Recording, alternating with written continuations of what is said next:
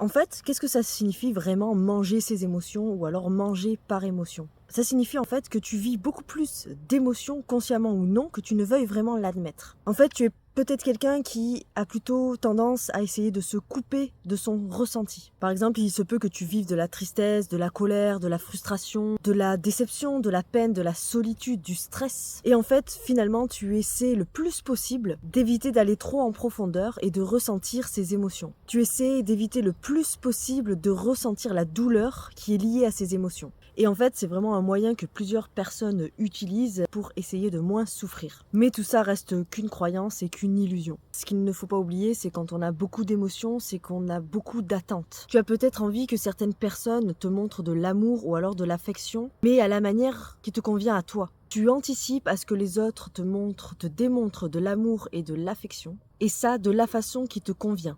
N'oublie pas que personne n'est responsable du bonheur des autres. Et toutes les fois où tes attentes ne sont pas comblées comme tu le souhaites, tu tentes sûrement de remplir ce vide intérieur par la nourriture. Et pour moi, c'est ça, manger ses émotions, manger par émotion.